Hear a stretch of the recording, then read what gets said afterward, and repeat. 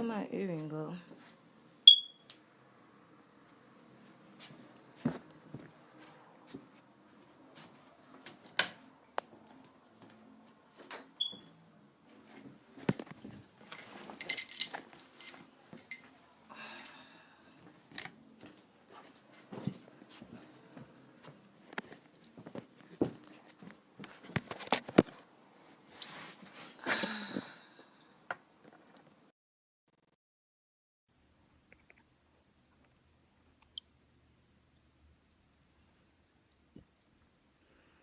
What's the deal? I went live because I got a story for y'all today. Today is the day I give my testimony, at least part of it. Because I done been through some stuff, okay? I done been through some real stuff. Look, I know y'all can see my eye and it look crazy. I look a little crazy because I just got the shower. I didn't even feel like really fixing myself like that. I just wanted to go live and get the message out. I know I look a little crazy and all, my eye look all watery and stuff because I'm going to say for the past 2 days, I've been blind out of my left eye. I cannot see. I had bad pain. It felt like I had needles being stabbed in my eye and rocks in my eye. I couldn't see, so I had to go to the hospital. But let me tell y'all, God, He been putting me through so many tests. Like when I tell you He been testing me, He has been testing me. Like on some real stuff. He been testing me. Real life. I didn't know that I would be the kind of person that I would be. I didn't know that I would go through what I went through. I'm going to tell you just like this. Hold on. Let me see. All right, I'm back. I didn't know what I was going to go through was going to make me better. Because I used to go through life and I used to say, like, why is this happening to me? All the bad shit. All the bad situations and bad stuff that used to happen to me, I used to go through life and I'd be like, why is this happening to me? Why is this happening to me? Like, why am I feeling like every time I want to do better for myself and I take a few steps forward, it's like I'm getting pushed back 20 steps backwards? Why do it feel like when something comes into my life and I accept it, that's what makes me go deeper into the hole that I was trying to get myself out of? Why does it feel like everywhere I go, it's like I'm going in a circle, I haven't went anywhere? Why does it feel like this? I'm questioning.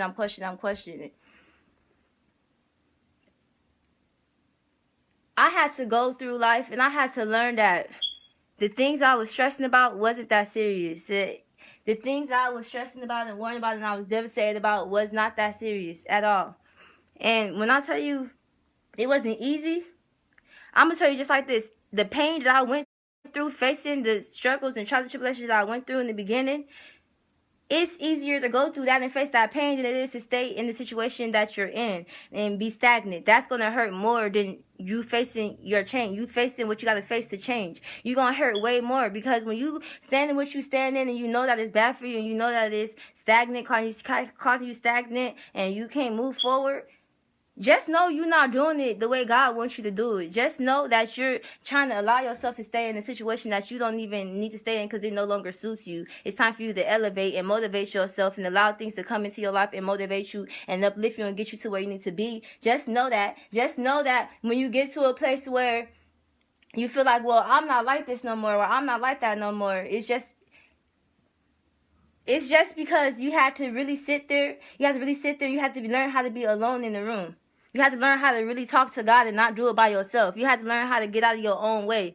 Because in reality, whatever you go through when you do it by yourself, it doesn't succeed. And even if it does barely succeed, it's only temporary because it wasn't in God's will. It wasn't in His will to begin with.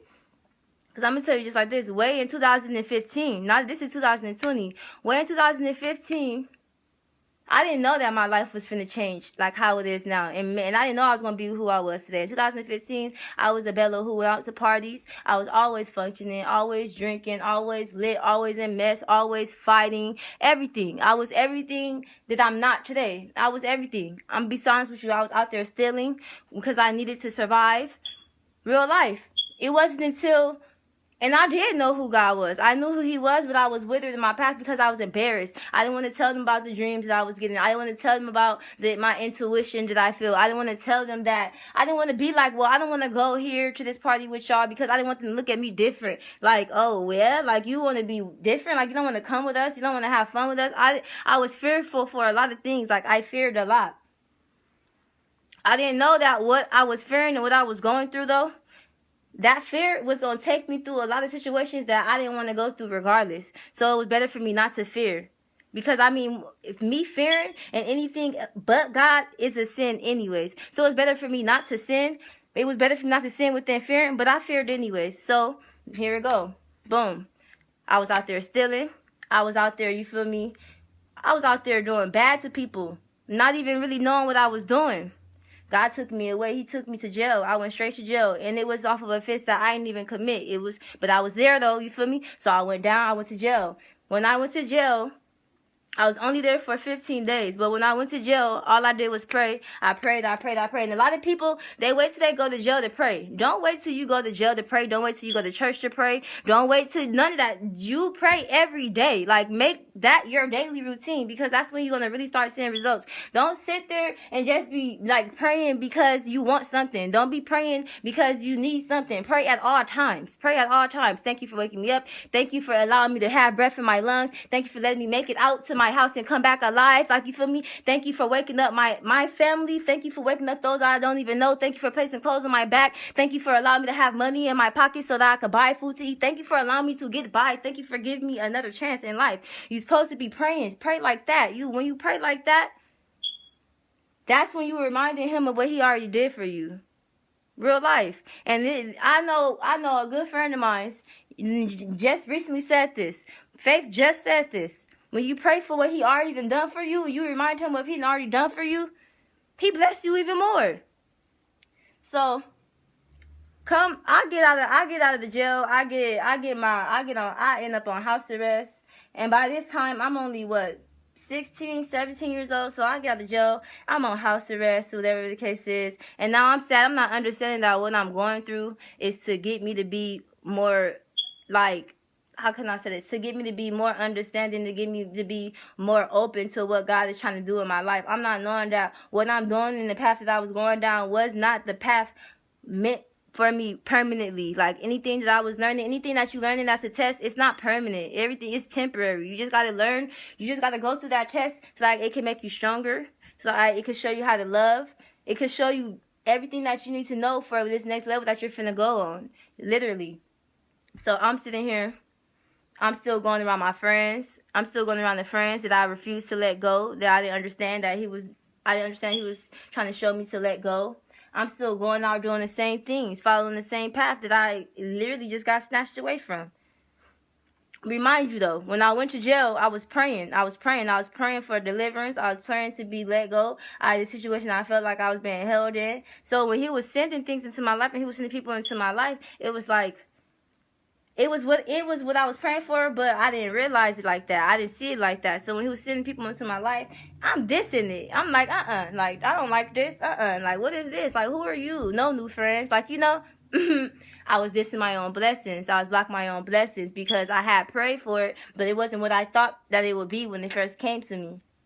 Real life. And I hadn't did the work that I needed to do anyways for me to be able to recognize it anyways. I didn't have the word hidden in my heart. I really didn't. And when I was praying, I didn't have the intentions to continue to pray once I got what I wanted. And that was my problem too.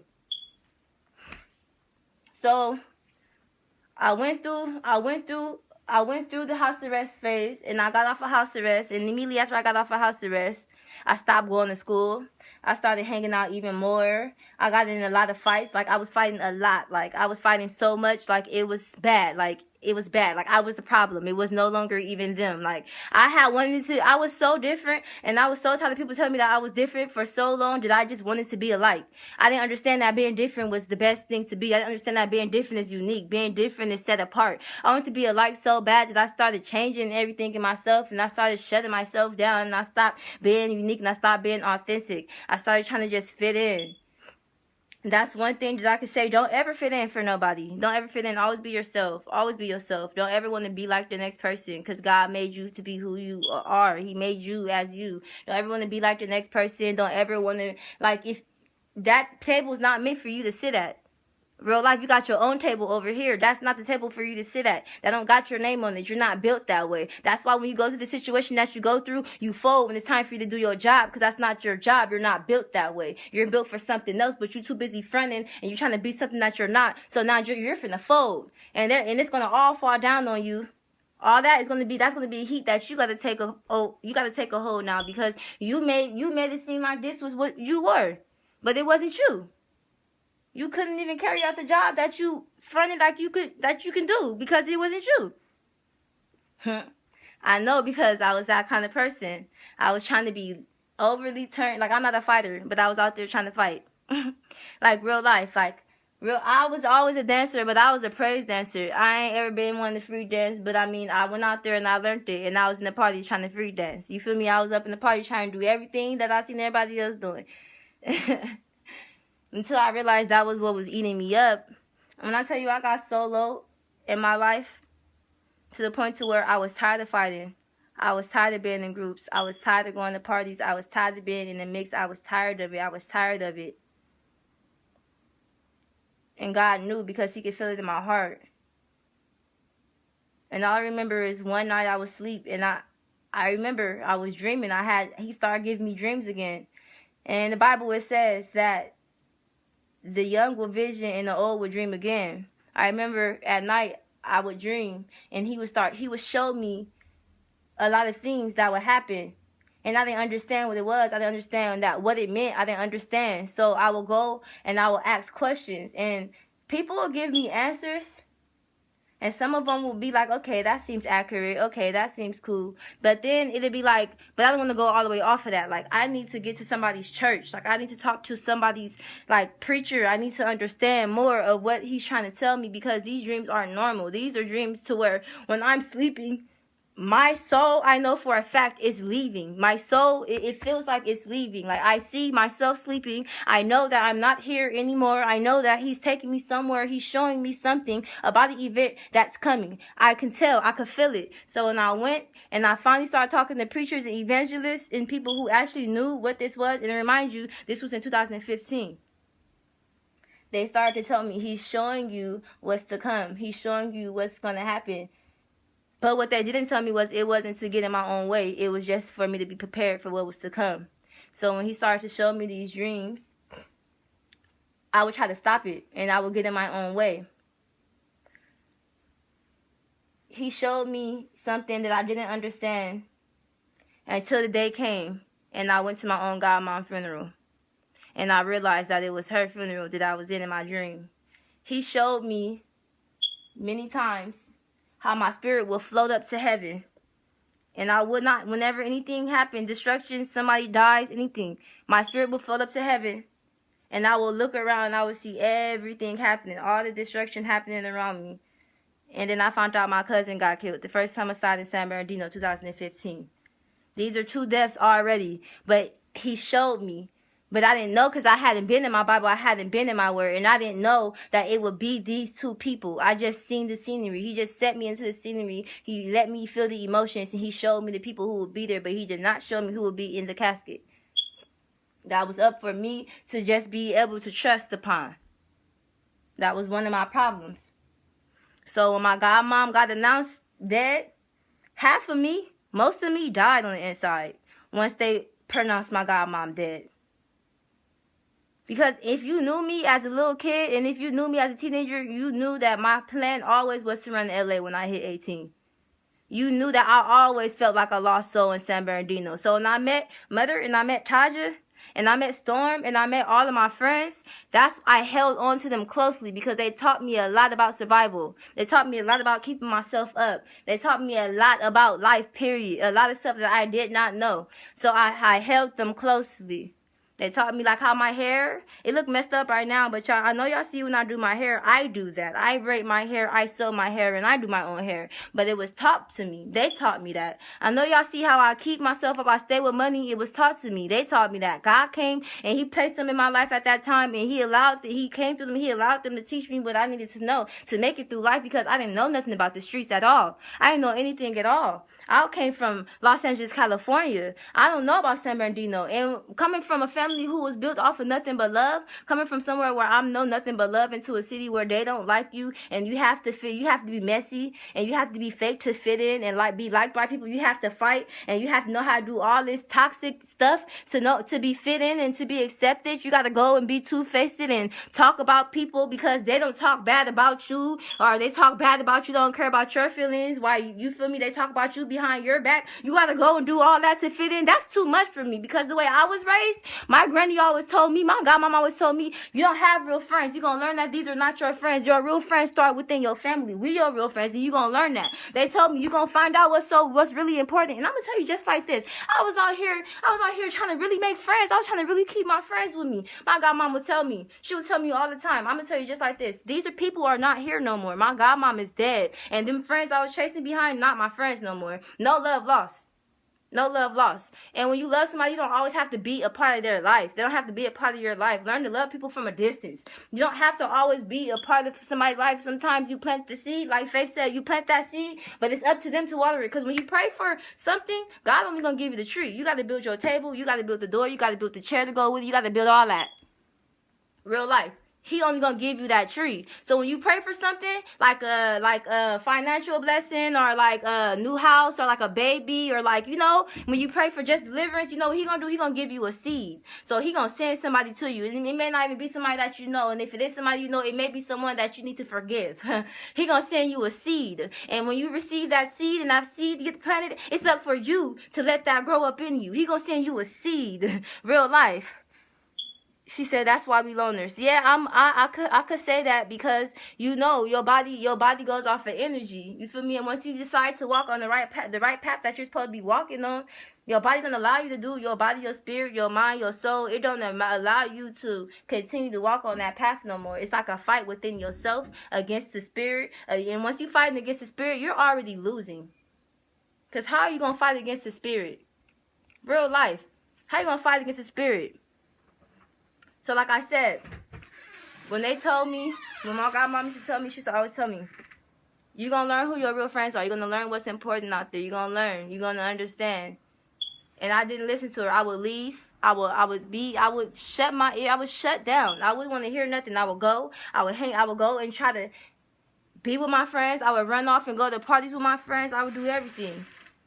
Until I witnessed what they told me was true. And I lost my family members. I started losing my family members. Because not only did my cousin pass away, not only did my godmom pass away, but once my godmom passed away, I ended up going to jail for a house lick. You feel me? I'm only going to say me and what happened for me and my part. You feel me? I ended up going down for a house lick. But I went down because it was me. I wanted to get off the streets. I would have did anything for me not to be on the streets around people that I really love and care about. I didn't want to hurt them, because I knew me. And it's like in the moment that she had died, it's like I knew that everything she had been telling me and preaching to me all the years, it was real. It was true. Like, it had really came to me, and it was like, oh wow, she's not here no more. Like, oh wow, these friends that she told me about, why do I feel like I can't run to them? Why do I feel like I can't cry to them? Why does it feel like I should just go away alone? And I don't know if God's still gonna accept me or not, but just pray. Like, you know, one thing you should know is God's gonna always accept you, no matter what you do. No matter what you do, he's not gonna forsake you. He's gonna always accept you. If you sit there and you go alone and you pray, if you sit there and you pray to him, he's gonna accept you. Don't ever think, well, I don't know if he's gonna accept me, and I don't know if he's gonna forgive me. Yes, he's a man of forgiveness. He's gonna forgive you. That's a fact. You have to be willing to be open in your heart to forgive yourself once he forgives you. Because if you don't forgive yourself and you don't hide that word in your heart, when that enemy comes to try to defeat you again, you'll let him in. Because you didn't forgive yourself. You really didn't. You just want to ask for forgiveness to God, and he forgave you. But you kept that uniform on. You didn't take it off, and you didn't trade it in for his whites. You didn't. You kept the same gold on. You didn't take it off, and you didn't trade it in for his things. And when he invited you to the wedding, you didn't go in all white. You went in your own garments. But you don't want to be that person because you don't want to be outside weeping and gnashing of teeth. You will want to obey his orders. You will want to follow the orders that he gave you. Because I was a person who was hurt. When I couldn't call my godmom and hear her voice and her say, hey, Nene, I couldn't hear that. My godmom was a person who always promised, make me promise, be good to your mother. Be good in life because I want to see you again. Promise me you're going to be good in life because I want to see you again. I would think, why is she saying this? You're going to see me again next week. I'm coming out there. You don't even know I'm finna run away with my friends out there to you. No. She's telling me this because she knows that one day she's not going to be here. She knows that one day she's going to go away. She's going to be in heaven. And she knows that if I don't follow the right ways and if I don't do what I'm supposed to do here in life, she won't see me again there. She knows that. I didn't know that. I didn't understand that. She also knew that if she told me that then, that it'll come to me when I needed it to. So I promised her. I did that. I promised her. So, once my godmom died, the first thing I did was rush to my friend's house. The first thing I did was rush to my friend's house. My best friend. Everybody know back then, mother was my best friend. I rushed to her house. And I didn't even want to cry. I didn't want to cry, so I fixed look at my eye all greasy. My eye all greasy. I had to put some lip gloss on. My lips is ashy. I didn't even want to cry, though. I didn't want to do nothing. I wanted to still be that strong person that people remember me of being. I wanted to be so strong. But this is mother somebody I took around my family in LA, so she met my family. She knows. So I didn't have to be strong around her. But I wanted to be strong. I wanted to have a front. I wanted to front. I don't understand why. But as humans, that's what we do. I wanted to be strong. So I went, knocked on her door. The whole time on the bus ride, I'm clearing my face and stuff. I'm crying. I'm trying to stop myself. I'm like, okay, you got to stop being soft because when you get there, she going to make fun of you. She going to laugh at you. You don't want to be soft, do you? Like, you're not soft. You're not soft. You don't know how you practice before you get there. So I practice. I get myself good too. I get there, I knock on the door, and I feel like I did good because when I knocked on the door, she opened the door like with good news, like, hey, like I just got my blessings, and I'm like, ooh, like I'm like my godmom just died, but I'm happy. Like, come on, we about to go do what we finna do. Like, you know, it was good. Like to me, it was good. I was happy. I feel like I did the right thing. But if I had to just been genuine, I had to just went and knocked on that door and just allowed myself to just break down the way that I wanted to because I felt like that was the only person that could have understood me at that time. That's the person I spent almost every single day with of my life. That's the person I've been in that know most of the deepest, darkest secrets. They know everything. So I felt like if I would have just broke down and spoke how I felt and vented and allowed that pain to come from out of me, and I felt like she would have knew what to say. Then I wouldn't have so much anger in me. I wouldn't have so much frustration, so much misunderstanding in me, and so much rebellion in me. But because I did it and I allowed it to be very deep down into my heart, and I allowed life to just keep going on, it came back for me. That came back for me. I tell you, not even a week later, I winded up in jail. But when I went to jail that time, I was in jail for 2 months. And when I tell you, all them times when they told me, well, your friends not your friends. You don't have real friends. Your friends is your family and all that. I learned. Because a lot of he say, she say stuff was going on a lot while I was down in there. But a lot of things that people don't know a lot of things that people do, they don't know that they're doing. So why it was a lot of he say, she say things, because, you know, they said everything about Jesus, right? He was all type of names in the book. They said everything about him. But as they said that about him, guess what he was over there doing? He was over there praying. He over here praying for you. He praying. He asking God to bless you. He asking God to bless his enemies. And so while I was in jail for them 2 months, and there was a lot of he say, she say stuff going on about my situation and my friend's situation and how I better or how I could never, I'm over here praying, and I prayed hard. I prayed. I told my God. I told him. I said, Lord, if you're gonna forgive me for what I did, please forgive them. Please forgive any and everybody that was involved in this situation. Forgive them too if you're gonna forgive me. And I want you to bless us in a way that's undeniable, that's so recognizable that we know only you could have came in our lives and did it. Even if it takes you separating us, being apart, because everybody knows squad was like this. Everybody know we was like this. Everybody knows that. It's not nothing to want to, I don't have to. It's just what it is. But I prayed and I asked him, I said, if you're going to forgive me, forgive them. And put us where you want us to be. Help us to grow the way you want us to grow. And if it even means putting us apart, taking us apart, because sometimes you be so connected and you love each other so much and y'all just be so for each other that y'all closeness is hemorrhaging each other. It's stopping y'all from knowing how to grow. It's stopping y'all from being able to elevate each other and being able to be in the place that y'all need to be. So y'all have to be separated. And 9 times out of 10, when God do that to you, he's not doing it to hurt you. He's doing it for you to grow. He's doing it to show you that don't put nothing before me, because anything you have in your life is because of me. You feel me? And at that time, I'm not going to lie to you, I was putting everything before. It was like, I love you, I love you, I love God, but I love you. It was like, no, you can't do that. Like, so I had to learn. So I was praying and he would start showing me in my dreams. He would start showing me in my dreams.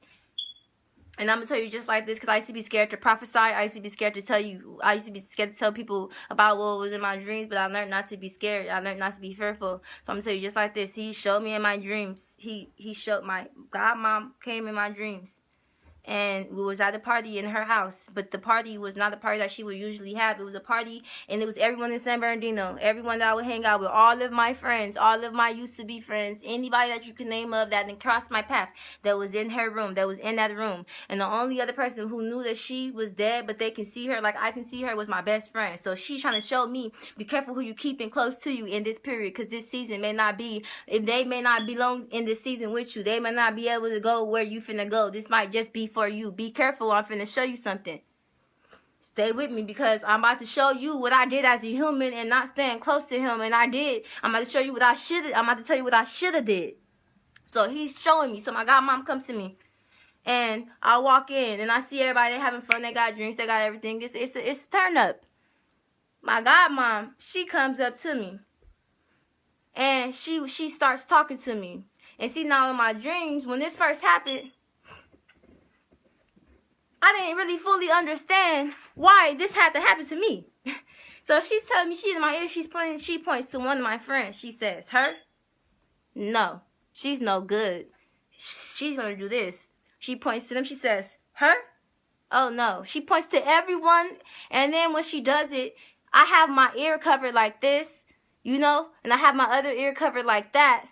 And so she's talking as the ear is covered. She puts her hand and covers it, because, you know, it's hear no evil, see no evil, speak no evil. So I cover my ear, we cover the eyes, and she speaks and she covering her mouth. And as she's doing that, I'm receiving everything that she's telling me. And so now she's telling me who's finna hurt me, who's finna betray me, who's finna try to mislead me off of the path that I'm on, everything that's finna happen. She's even telling me who may get taken away from me. And I'm not saying just on some like, oh, well, you going that way, I'm going this way. I'm saying like through death. And it hurt. It scares me. I don't like to tell people things about that, but when he put on your heart to say, you have to. So he told me all of my friends I was close to, we weren't going to be close no more. But I had to remember, and I didn't at that time. Now, today, I could sit here and I could revive and I could tell you, I prayed for that though. I prayed for it, and he immediately started to make it happen. He immediately started to make moves, and he began to show me, okay, first of all, y'all going to be separated. Y'all are going to be separated. This next season, y'all going to be separated, and y'all going to thank me, because the version that y'all going to become is going to be on the most up. This is going to be level that y'all ain't ever seen before. Y'all ain't ever seen before, but this is just a glimpse of it. You feel me? And then he started showing me how I would have dreams about how, like, how can I say it? He would take me to different places I've been, places I haven't been. I would have dreams about, she said, what's wrong with your eye? I was blind in my left eye for 2 days. Because I was trying to clear my eyes. Something in San Bernardino air. So whenever I come out here, it's something that comes into my eyes. And I have to clear it out of my eyes, or my vision is cloudy. So when I got in the car to look into the sun visor, the papers, there's no mirror there. I thought it was a mirror there. The papers fell down into my eye, and it blinded me, so I had to go to the hospital. This is antibiotics I have to put inside my eye. It feels so much better now. Like, I can really see. Like, before, yesterday, I was going to do this, and I couldn't do it because I was screaming and crying, but God delivered me. He gave me my sight back when I feel like I couldn't see. He gave me my breath back when I feel like I couldn't breathe. He gave me my voice back when I feel like I couldn't speak. He allowed me to move when I feel like I was too fearless, and I was too fearful, and I couldn't move. Now I can move fearlessly. Like, he gave me everything back. He delivered me, and only he could have did this. I done been through stuff to where I should be dead. I done been in car crashes that no one even knows about. I done been through things that I was too afraid to speak of. I should have been dead right now, but because he kept me here, I'm here. Real life, I done been through things to where my face was not even my face. It didn't look like me. My face was rearranged, but it's look at it. Even with the runnery eye, like, look at me. Like, I could have been gone. Like, I could have been any other thing. Y'all know I used to dance. I used to be a whole stripper. I could have been somewhere in somebody's club right now and dancing, but instead I'm on my Facebook and I'm trying to get through to people, because I want y'all to know that a lot of stuff that I went through, you don't really necessarily have to go through to change. Like, people don't have to go through, you don't have to lose people, you don't have to lose friends, you don't have to lose family members in order to make a change, because what you're going to do, you're going to experience loss all the time. You understand one thing: when you're going through a storm, there's always sunshine on the way. There's never going to be a time where it's always just oh so stormy. Your life is oh stormy. No, it's not going to always be stormy. But when just know when you're going through a stormy moment, you need to get happy, because you finna get blessed. Like, you're finna get so blessed. He not finna put you through nothing if he ain't finna bless you. Then when you get blessed, you need to get prepared. You wanna know why? Because here come a storm, here come a test. You finna go through it, because when you get blessed, just know you finna get better. And when you get better, you gotta know how to understand. You gotta know how to treat it. You gotta know how to, man, y'all not hearing me. Y'all not hearing me. So let me tell you. She started telling me. He showed me, and I'm gonna tell you this part of my dream, it scared me. In my dream, it scared me. So I would start walking and I would start talking. This is how I always go. And he would take me to a house and he would always show me where it's at. So one time in my dream, I was walking down the street at nighttime. I went to go do something. I hopped back in the car. The truck was white. Then I got back out the car. We went to somewhere else and I hopped out the car. And when I hopped out the car, I got in a fight. I beat the girl up. And the person hopped off the car on me, and they were trying to shoot me, and I was running, but they shot me everywhere, but I did not die. I remember that. And the person that was there with me when that happened to me was Storm, and she put her hands in the back of my head and she spoke life into me, and all I kept telling her was call my mom. Remind you, this is a dream. I have not ever been shot a day in my life, but the person I just named have, and if you pay attention to the story that God showed me in my dream, this happened way months before anything ever happened to Storm. Real life. And if y'all know who I'm talking about, I'm talking about my sister, the person I grew up with, the one who taught me.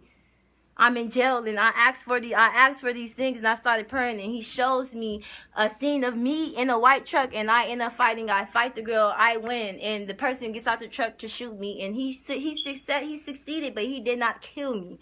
And I was sleeping, and then I woke up. And I remember it switching, and I didn't know if it was me or if it was another person, but I remember the energy, and I remember it being a crowd, and it was a march, and I remember us saying, like, me saying, oh, my homegirl, this is my homegirl, that's my friend. I kid you not. When I got out of jail, every single thing he showed me was true. When I tell you, it took me 4 months to do what I needed to do. I didn't know I was going to go back to jail again. But it took me 4 months to do what I needed to do while I got out of jail, and I got released for them 2 months. So when I got released, I immediately went to my friends. The friends that he just showed me in my dreams that weren't going to be sitting with me anymore. That wasn't meant to go with me. But me as a human, not being obedient, fresh out of jail, only praying when I'm in jail. Don't do that. Trust me, coming from me, I'm a person who's been through it. I won't tell you nothing wrong. Me being like that, though, I went with my friends over there. You feel me? And let me tell you, nothing changed from them. I was different, but they weren't. So when I went over there, nothing but gossip, a lot of he said, she said, you know. And so I did everything that I could do. You feel me? 4 months later, my best friend ended up getting out of jail. You know, it took a lot, because within that time I got shown, and I didn't take it. I didn't know that. I didn't understand that he was trying to show me, even in real life first, before it got too hectic. Like, don't get in your own way. I showed you this for you to be prepared. I didn't show you this excuse me, for you to try to change anything up. I didn't show you this for you to try to go and stop it, because you can't stop nothing that I planned for you. You can't stop it. What you can do is be prepared and know what to do for you to stay on the right track. You can't stop nothing. All you can do is prepare yourself. So I didn't understand that as a teenager. When I was 17 years old, I did not understand that. I tried to stop everything he showed me. I'm like, nah, this can't happen. Not my friends. Nah, we don't do fake over here. Like, he can't hit my group. Like, I got to stop this. Nah, I couldn't stop it. Like, I'm gonna be real with you. Like, you feel me? So they released my friend get released out of jail. Y'all know by that time I'm happy, you feel me? I feel like, woo, like life is okay for me now. It took 4 good old months to get that cracking, you feel me? I was happy, you know? But I don't think that a lot of people understood back then. I knew for a fact that things would change, but I thought it would change for the better. I thought that it would grow stronger, that really that we didn't have to, nobody would have to go through that separation, nobody would have to go through that type of change, but I was wrong. I was wrong, because when I did go, nothing would happen the way that I thought that it would happen. Nothing that I would put all my work into and try to get it to prosper, it wouldn't prosper. The tipple would just fall. Like, I would try to get them to go to court dates, they'll go to the beach. I try to get them to go to court dates and stuff, and they'll go do crazy stuff, like, you know, and I'm like, well, I'm doing everything that I can. Like, I'm not even going to school at this point. Like, I'm not doing nothing but here, attaining to this situation, because this is really truly how I felt in my heart. Like, I felt like the person didn't even deserve what they were going through. Like, I felt like I was the bad influence because of what I had went through, because I had lost my godmom. So I felt like, okay, I got to redeem myself. This needs to be redeemed. Like, it could have, I would say it was the biggest mistake, but it was the biggest lesson because it made me who I am. So it took them 4 months to get this situation situated, you feel me? Boom, they did the release, you feel me? Boom, I was the most happiest person alive, you feel me? Boom, but it was only for a split second. I could kid you not, it was only for a split second. Because right after that, like a week later, I ended up going to jail for 30 days. When I went to jail for this 30 days, and I tell you, my dream spoke more volume to me than it could have ever done when I got released. Because once I got released, I didn't have no friends. Like, I did have friends, but the friend that I wanted, my best friend, I didn't have. So all them other friends, I didn't care about. I didn't have no friends. So, like I said, I have no friends, okay? But when I first got out, the first person I hit up was the person that I had been depending on to be kept in my circle back then. But I didn't have no friends at all. So remind you, I had just went to jail for stealing out of somebody's house. I had just went to jail. And not to mention, before that, I had just lost my godmom. So I'm going through all this turmoil, and I'm going through all this trauma, and I'm going through everything that's, I know for a fact, is going to cause me to change and be damaged if I don't keep God close to me. And I'm going through also me fighting with these voices that's in me telling me you need to change, you need to turn from these ways, and you need to go and you need to pray more. You need to learn to get on your knees and pray. You need to learn to listen when He's giving it to you. I'm going against that voice and I'm fighting. I'm saying, but no, you need to do this because you need to survive. You're in survival mode. You don't have time to pray and wait. You need to go over here and you need to do this. You need to hurry up and you need to get it done fast. You don't have time to wait on God. And that's how I was telling myself. So when I thought like that, instead of me doing what He wanted me to do, and instead of me listening or being obedient and doing it on time, I picked the fruit too early, and I moved too hastily, and I moved too early, and I did things that He already had.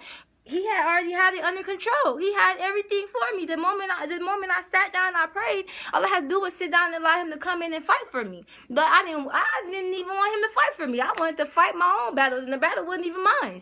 I didn't even want Him to come in and wipe my tears for me. I wanted to wipe my own tears, and the tears wasn't even fully mine to just be sitting there and crying on my own.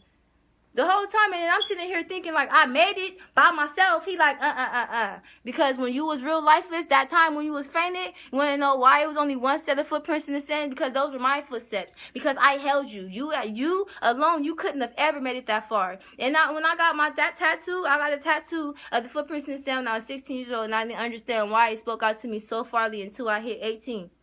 And I had to walk alone, and I experienced that footprints in the sand because He would show me so many times all these good things to come, and I'm okay. I'm gonna get on the road. Well, some good stuff coming. Everybody gonna be blessed. We gonna be happy. We get to smile. We get to be, peaceful. Okay, I'm gonna do this. I'm gonna do that. But then once you start doing this, like, okay, here comes some stuff. Here come a blockage. Here comes something in my pathway. Here comes something in my road that's gonna block me. But God, I thought if you wanted me to do this, it wouldn't have been hard. God, I thought if you wanted me to do this, I thought, God. Trust Him. Trust Him. Stop being so questionative. Stop questioning Him. Don't you know not to question God? Trust Him. Don't you know when you pray, you're supposed to not worry. Once you pray, let it go.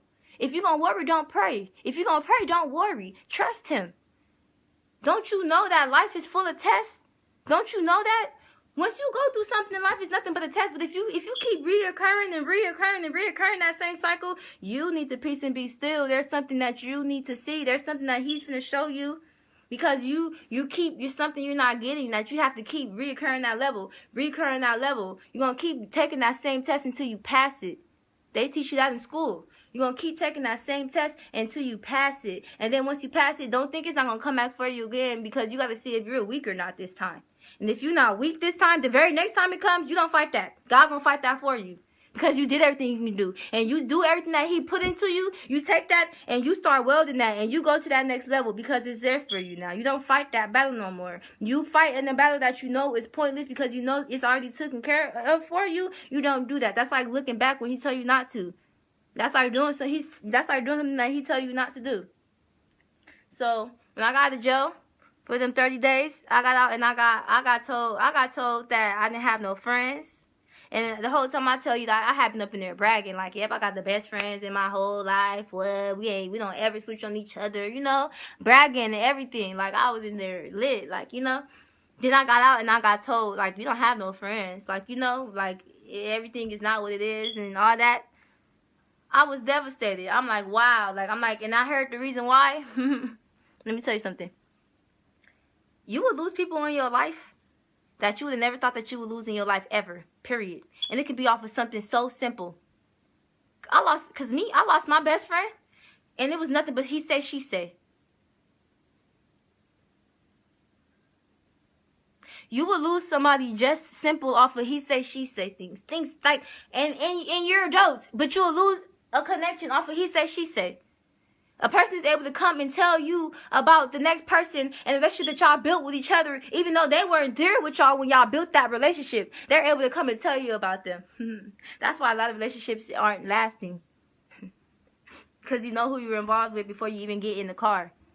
Before you even jump in and ride with them, you know who you were involved with. You know what you agreed to ride with. So if you wasn't even like agreeing to ride with them the whole way, why did you even get in it in the first place? Why did you don't agree to be something or be somebody's friend? That's like I said, don't be something that you're not. Don't try to be something that you're not, because when it's time to play that role, you're going to fold.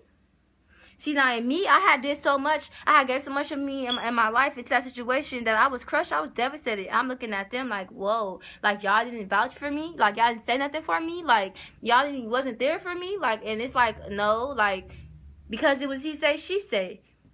Number one rule in the church to keep a church, don't gossip. You do not gossip. Whether you're thinking positive, negative, anything that has anything to do with gossiping, it's bad. You don't gossip. Gossiping is negative. You do not gossip. You don't want to be like a bunch of cackling hens. You don't want to be like that. You don't want to be grouped up. When you're gossiping and you're doing all of that, that's when you're divided. Divided we fall, together we stand. But everybody needs to learn to be on the same accord, just like what Faith was saying. Everybody needs to be on the same accord. We go through stuff in life, and then we don't even know how to grieve, right? Because nobody know how to be there for each other, like real life. Like, and I don't want to just be like preaching, because I can go on and on like about this. Like, I really can. Like, but this is just part of my testimony. This is not even half of it. I just thought I should go live on here and let y'all know just a little bit. But this is not it. This is not it at all. Tomorrow I'll be going live again at 7 o'clock. And I'll be going live every day at 7 o'clock. And I'll be sharing my testimony with y'all, because it's a lot of stuff that people go through that I already been through. And it's a lot of stuff that y'all probably going through that I have not, that y'all went through that I have not been through yet, that y'all could probably help me out with.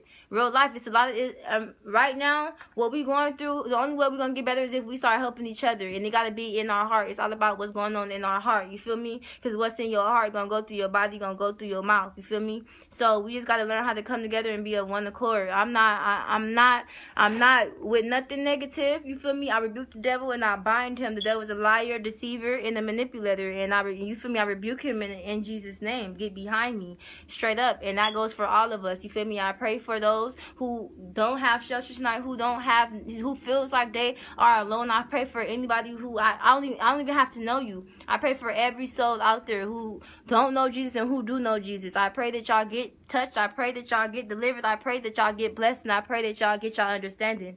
I pray that everybody get a good night's sleep. I pray that everybody get the breath that they need to their lungs in the morning to wake up. Okay? And I pray that this message touch at least one person's heart. In Lord's name, amen. I'm up out of here, y'all.